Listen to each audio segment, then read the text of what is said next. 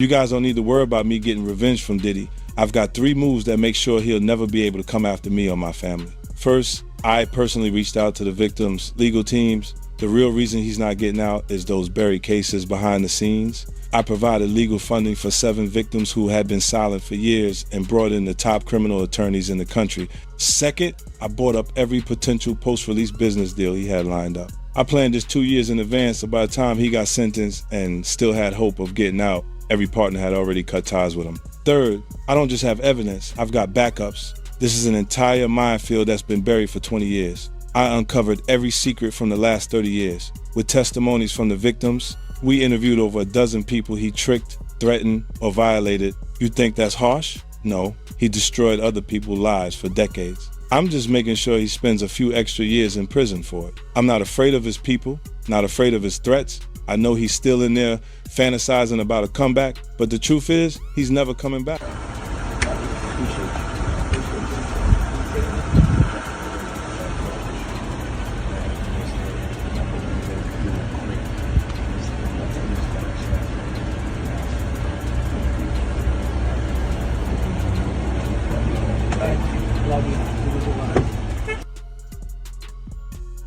Is this real life? I feel crazy. The world is spinning around me. What's happening? You have 4 eyes. I have 2 fingers.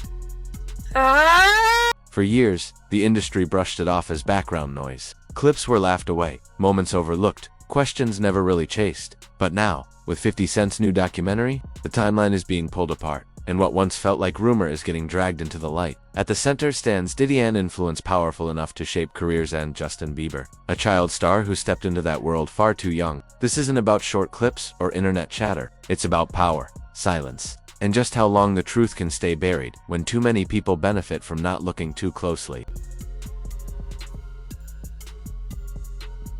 Yeah, so as soon as you turn 16, you know what I'm saying, I'm gonna let you rock this every time you come to LA. Yeah, this will be yours. So every time you come to LA, it's a little dusty, but you know, come get the front shot of this. Man. Turn that out. Minute. Woo. Okay. Okay. All right, so I'm gonna be driving this next year. Yeah, when you get 16, you come down there, you gotta, you know, wear your seat. I mean, I'm 15. You could ride in the passenger seat. I got my permit. Not yet. No. All right, 16. You're not ready. 16. Let's slow down. Let's slow down, Justin. Okay. Let's slow down, okay? One step at a time. But yeah, the keys is yours when you get 16. You're good to go. I'm good to go. Yeah. All right. Then, when you get 18, you get the house. You get the mansion. Okay. I get the mansion? Yeah. So where are we off to now? And where would you like to go? I mean, wherever you want to go. Where are we going? So check this out, yo. Justin, you ever seen the movie 48 Hours? Right now, he's having 48 hours with Diddy, him and his boy. They're having the times of their lives, like, you know, where we hanging out and what we doing. We can't really disclose, but it's definitely a 15-year-old's dream. You know, I have been given custody of him. You know, he signed to Usher. I'm signed to Usher. I had legal guardianship of Usher when you know he did his first album. I did Usher's first album. I don't have legal guardianship of him, but for the next 48 hours, he's with me. So and we gonna go full crazy. I'm going crazy. Crazy. I'm taking this out tonight. What you wanna do? What you wanna do over the next 48 hours? 48 hours. Let's go. Let's just go get some girls. Let's go hang out with some girls. A man after my heart. That's what I'm talking about, yeah. Justin Bieber's rise was sold as a modern fairy tale, but beneath the success sat a far more uncomfortable reality. A minor moving through adult power structures with no visible safeguards in place. Archival footage and old interviews place Bieber in environments where access, influence, and fame outweighed age-appropriate boundaries. For years, those moments circulated quietly, brushed off as quirky celebrity culture instead of being questioned as institutional risk. The implication isn't about one isolated act, but about normalization, about how an industry learned to look away. And when childhood gets traded for access, who's really accountable for the cost? You understand? You got people in the industry that's been saying for years, this man is having sex with underage. So now the federal government is looking at that like, yo, when is somebody gonna come forward? We got this information, this alleged information, but nobody's willing to come forward. Then they go on and say, yo, Shakur Stewart mysteriously dead. Supposed to be a self-inflicted wound. Person that had everything going for him in their life. Kim Porter dead. Somebody's car gets blown up.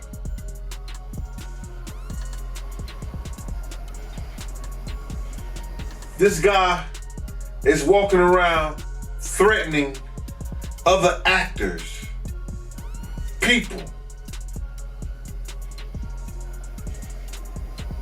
Somebody got to get involved in it. If it ain't the state, let it be the feds. Somebody got to stop him. He lucky that God given him the opportunity to be stopped while he's alive, then have to go to hell and face that shit. He got a chance to repent now, change his life. You mentioned minors, you know, and a lot of people have been trying to drag Justin Bieber into this situation because there's a lot of like suspect looking videos with Diddy and Bieber in it, and you know, they're making a lot of allegations. 50 Cent has long framed himself as an outsider to Sean Diddy Combs' private circle, claiming awareness without direct involvement. For years, his statements were brushed off as rivalry, but they're resurfacing now in a very different climate, one shaped by legal scrutiny and cultural reassessment. This doesn't validate every claim, but it does reframe intent. Warnings can exist long before proof ever goes public. That's the uncomfortable part. When criticism comes from an adversary, it's easier to dismiss. How many early alarms get ignored simply because the messenger is inconvenient? Diddy's influence stretched far beyond music. He controlled access to rooms where careers either took off or quietly stalled. Justin Bieber's proximity to that power reflected an industry logic where opportunity flowed through gatekeepers, not transparent systems. You know, Diddy bought his son a Bentley. Maybe, you know, he could buy you one also. Got me a Lamborghini. And Yeah. Oh, well, that's nice. I haven't gotten it yet, though. Yeah, I know. Yeah, I know. When is that coming, that Lamborghini? We talked about this last He time. had the Lamborghini for a day or two, and he had access to the house. And he knows better than to be talking about the things that he does with Big Brother Puff on national television. Well, apparently not. Something, everything ain't for everybody. Do you believe the guy in the tape is white? If he's bigger than Diddy, and he's not none of the names that I said, probably so. But then they say he was young too. Yeah, they say he was young. Let me get his name right. I hope it ain't the Bieber. I hope it's not the Bieber. That's a good one. It might be him. But if they saying that the guy is young and he's an A-lister, I can't think of that many black people, man. Right, not at all. And somebody that more powerful, more of a celebrity than Diddy. You understand what I'm saying? If they were saying somebody that was more celebrity than Diddy, he was an A-lister, he was younger. You know what I'm saying? And if he's not black, it would have to be the Bieber. That's his name, Bieber? They said I got that wrong too. Justin Bieber, allegedly. I don't know, bro. Right. But when you heard the news that Diddy, he had a tape with another man, did that catch you by surprise or no? Well, all this shit is by surprise to me. A lot of this shit is by surprise to me, to be totally honest, man. Because I knew Puff, I knew Puff Daddy. Long before Justin Bieber ever hit the spotlight, Usher openly spoke about being brought into Diddy's world as a teenager, and experience, he later admitted, exposed him to adult realities far too early. That history matters because it sets precedent, not gossip. When similar pathways repeat across generations, coincidence starts to feel less convincing. The implication points to systemic continuity, trust handed down without reform. And if discomfort was acknowledged once, why was the same system left untouched for the next child? I knew Diddy before he was Love and Brother Love and back to Diddy. So, no, but the diddler, he's the diddler now. A lot of it's surprising, but it's not unheard of. Because you hear of all kinds of shit, and whether it registered with you or you internalize it or something like that, that's a whole nother story. But a lot of this stuff it's crazy, but this is the world that we live in now, man. That these individuals thinks it's all right. Bruh, when does it comes all right to be sitting there eating food off a naked woman? When did we start doing what they do? Let's keep it a buck. When did we start doing what they do? These guys is popping pills. These got Jay-Z dancing with a chick that's into cannibalism. As scrutiny around Diddy intensified, many celebrities with past proximity chose silence. While 50 Cent turned his volume up, that contrast exposes an unspoken industry equation. Speaking out risks relationships. Silence protects them. Loyalty starts to blur into some. The implication isn't cowardice, but calculation. An ecosystem where truth competes with survival, and when silence becomes the safest move, does accountability still have a place? Might make you change your mind. Look at Lil Nas X. He fizzled out fast too. So would you say someone like Justin Bieber's a victim? I just seen he is reportedly selling his whole catalog because he's broke. Yeah. Yeah. And once he finishes getting that money, I don't understand why he's broke. He didn't have to be broke. Usher just wouldn't stop robbing him. Damn. I mean, Usher couldn't keep his hands out of his pocket. It's funny. He got him signed and turned over custody to Diddy. Boy was never the same, and neither was Usher's pockets, because Usher's been living off of Justin Bieber's money. He ain't been living off of his own. Because the truth is, Usher don't really make that kind of money. And I'm really just kind of sick and tired of Usher reigning. Yeah, I'm really kind of disgusted with Usher reigning, who does Greek wrestling nude with men over Frosted Flakes, allegedly.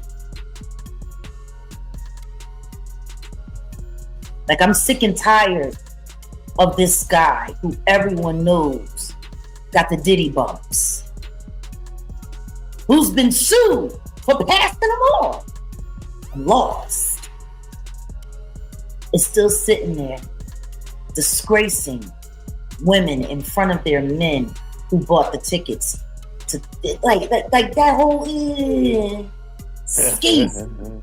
He's causing a lot of divorce courts. But why? He don't even want them. He don't want them women. He's literally doing it just to destroy relationships. Justin Bieber has never publicly accused Diddy of criminal wrongdoing, but his later reflections on anxiety, loss of control, and emotional collapse complicate any clean narrative. He's spoken about being overwhelmed at a young age, surrounded by adults with competing interests, and lacking the tools or protection to truly safeguard himself. I watched a video of an interview of Justin Bieber, and he was talking about Billie Eilish. And he was like, he was broke, almost in tears. He's like, I just want to protect her. I just want to keep her safe. Yeah. What do you think he went through? Because he knows what's been happening to Billie. Just like everybody knew what was happening to Millie Bobby Brown girl with Drake. These people are monsters. Jermaine Dupri said something interesting. He said the reason that R&B isn't as powerful as it is anymore is because children are going to church. Yeah. What is it about the transfer from the spiritual to the secular do you believe that's what made R&B so powerful? Understand this. Rhythm and blues was a combination of gospel and soul music. Because soul music has always been around in one form or another. It's just evolved throughout the years. And you got gospel, rhythm and blues. That's what put that together. That's why they made such a big stink about the Ray Charles incorporating gospel sounds into secular music. Because they wanted people to separate the two. This is demon, this is good. The truth is none of that's real. Right. There is no bad, there is no good. There is what is and there is what is not. And that's sad. But when you take the spirit that comes from that. When Diddy's story entered federal court, the conversation shifted from rumor to documented process. Charges, rulings, and appeals narrowed what could responsibly be claimed, while expanding what could be examined on an institutional level. Courts deal in actions, not culture, leaving bigger questions unresolved. The implication is stark. Legality doesn't equal morality, and acquittals don't erase structural harm. So when a courtroom closes a case, does it really close the conversation? Witness that just testified against Diddy to the grand jury and had to give up 8 videotapes to the feds that contained celebrities in these freak-offs with Diddy is now listing some of the names that he saw on these tapes. And this man said that he got these tapes from a very close friend of Kim Porter's, and these were Kim Porter's tapes that she was going to use against Diddy. And some of the names that he says are some that we have heard rumored over the years. He said he saw Justin Bieber on this tape and he appeared to be underage during this time. He also saw Usher on these tapes and Usher definitely appeared to be underage. And this one gave me the chills because we've heard that Usher is the one that sent Justin Bieber to Diddy. Courtney Burgess sat down with the Too Strong channel here on YouTube and started naming some of the celebrities that he saw on these tapes. Were kids involved in these parties that you can verify from looking at the tapes? If Justin Bieber was older than he's supposed to have been, yes. If Usher was older, well, Usher was definitely young. Okay. You understand? It showed the part with his, the blood was all in his bed. You understand?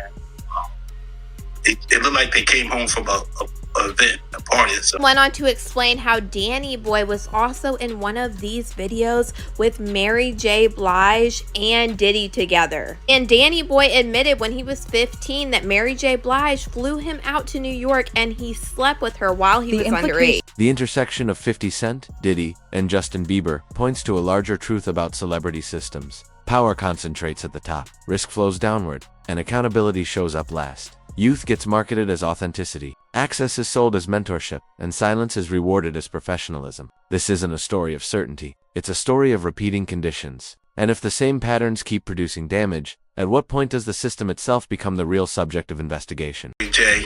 Mary J. Danny Boy, okay. You know what Danny Boy is? I heard that before. I don't, I've been so far away from hip hop, I forgot, but I have heard that name, Danny Boy. Danny Boy back then, he looked like he was about 16. They both was about. He also claimed that Jaden Smith, Will Smith's son, were in these videos, and he also said that there was photographs and videos of Diddy eating off of young girls. Pictures or images of any of this stuff?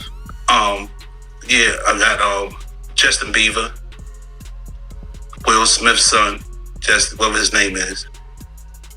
Other females on the table, they was young. He was eating off them. A lot of entertainments in there. I got calls from certain of them wanting to get the tape out of my hand. And I said, I don't know what you're talking about. And I have said that if this man testified to the grand jury, the feds had to have some reason to bring him in to actually testify against Diddy. But y'all let me know what you guys think about this man naming all of the people on the Diddy tapes in the comments. Now, do you think he has a mole or an informant in his camp that's cooperating? Oh, no doubt. No doubt. Listen, bro. Just doing law enforcement myself, just take for instance. I think the individual was a Syracuse former basketball player named Jason Barnes or Beard or something like that. He already had drug charges against him. The day Diddy house get raided, they catch him getting on a plane and they put him into custody. Didn't that sound a little weird? People didn't catch that. They either put him in custody for a couple of reasons. You understand? One, to make a witness out of him, or to safeguard him and protect him for anything that could happen to him, because they had already stated, allegedly, that he was some kind of mule for the people over there at Diddy's house. So now, with that information, that he was already known by the government for drug charges, wouldn't that be an individual that you use? I'm gonna give you something different. And I'm gonna give you something else that people don't even think. On the other day, I seen on the video that Puff had ran into Justin Bieber. They met up and he started tapping him as if he was searching him and see if he had some kind of device on. Did you see that? Yep. Check this out. What if the federal government have already talked to Justin Bieber? And Diddy did that on tape. That means in his mind, he think this person may be a witness, right?